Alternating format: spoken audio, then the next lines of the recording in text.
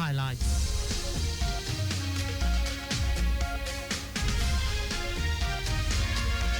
Lagos State government declares zero tolerance for maternal deaths.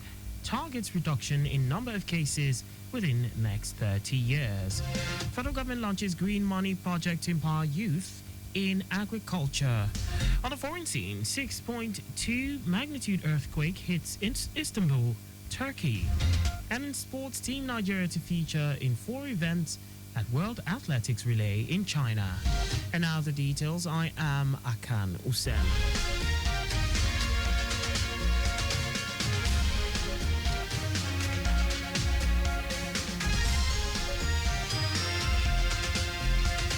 The Lagos State government has declared zero tolerance for maternal death, with a view to bringing down the spate from 430 to 37 within the next 30 years. Speaking at the ongoing ministerial press briefing at Alausa, Ikeja, Commissioner for Health, Akan Usen, stated that the state needs to increase its quality healthcare professionals because Lagos targets increasing the number of its medical doctors from 7,000 to 40,000. According to Abayomi, Sanwo-Olu administration is designing and constructing eco-friendly prototypes for its primary, comprehensive healthcare centers and general hospitals, including the ongoing new 150-bed Massey Children's Hospital, which is 70% completed. The commissioner noted that the Sanwo-Olu administration has also designed a smart health information platform, SHIP, to deliver digital health strategy, connecting primary, secondary health facilities, agencies to get real-time data and observe health-seeking behaviors of Lagosians. We're transforming the medical infrastructure of Lagos State and modernizing it and making it climate resilient and cool and comfortable with a lower carbon footprint. We're embarking on extensive public-private partnerships and joint ventures with private sector to support the government in ensuring that Lagos attains its status as being one of the most desirable places on the continent to come and have specialist medical care. Abayomi also hinted that the state government is taking proactive steps to address brain drain and increase brain gain in the health sector by increasing funding, training large numbers of professionals, improving the welfare of workers, and engaging diaspora associations to encourage the return of Nigerian professionals. Our correspondent Adiola Akinele reports that the health commissioner also highlighted various interventions of the Sanwo-Olu administration in ensuring the implementation of the Iliraiko health insurance scheme for residents, malaria elimination, awareness and treatment of tuberculosis, testing/treatment of hypertension and diabetes, massive vaccination against diphtheria, among others.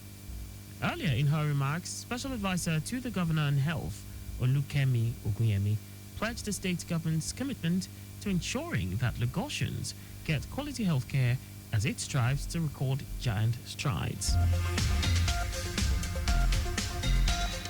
The Lagos State government has inaugurated the second governing council of the Lagos State Cooperative College, LASCOCO, with a charge for the board to embrace a new era of strategic innovation, technological integration and international collaboration in the cooperative sector.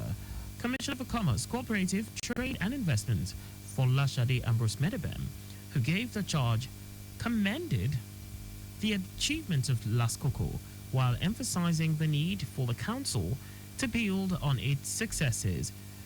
Ambrose Medebem also called for a shift from rhetoric to measurable action, including setting key performance indicators, KPIs, integrating vocational education through reputable institutions, and leveraging technology to drive digitization and transparency in cooperative operations.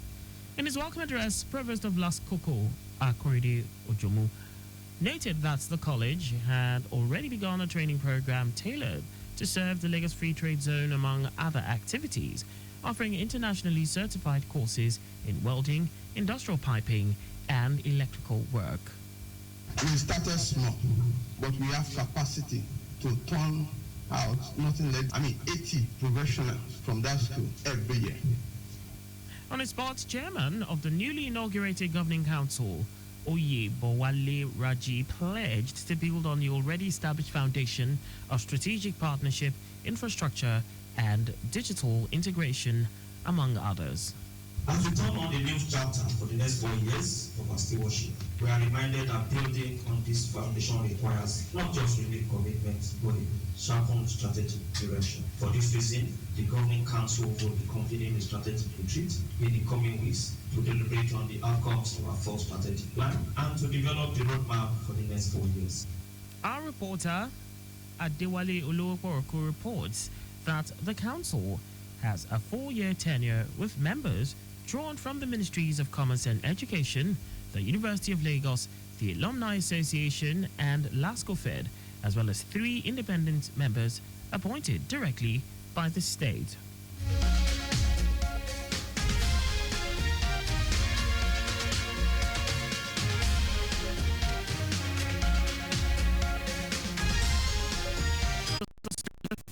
Officially launched the presidential initiative for the empowerment of youth in agriculture, popularly known as the Green Money Project, at the Federal University of Agriculture, Abeokuta, FUNAB.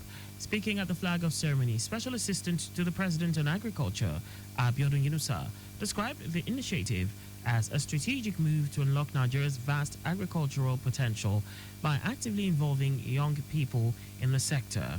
Yunusa said the project aligns with President Bola Tinubu's declaration of a state of emergency on food security and aims to complement existing efforts by the Federal Ministry of Agriculture and Food Security. He emphasized the importance of collaboration among stakeholders to drive youth participation and innovation in agriculture, highlighting the link between the country's key challenges: unemployment, poverty, food insecurity, and the underutilization of agriculture by the youth. Yunusa reaffirmed the Tinubu administration's commitment under the Renewed Hope agenda to empower Nigerian youth to lead a new wave of agricultural transformation. Ekiti State Governor Abiodun Oyebanji has inaugurated a state-of-the-art dialysis center at the Ekiti State University Teaching Hospital to provide cutting-edge kidney treatment and boost the health status of residents.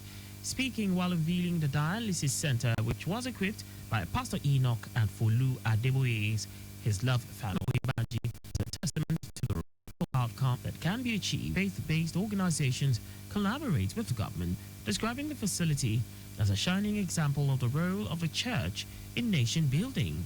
The governor, who was accompanied by his wife Olayemi Oyebanji, said the dialysis center will bring a significant boost to the healthcare infrastructure in the state, adding that it would alleviate the burden on long-distance health and human services capable of robbing one of his dignity, especially when sources to pay for it.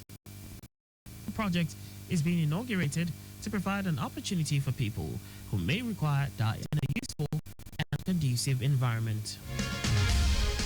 And now to foreign news. A series of earthquakes, including a 6.2 magnitude tremor, have struck near Istanbul, shaking buildings in Turkey's largest city and prompting people to flee apartment blocks.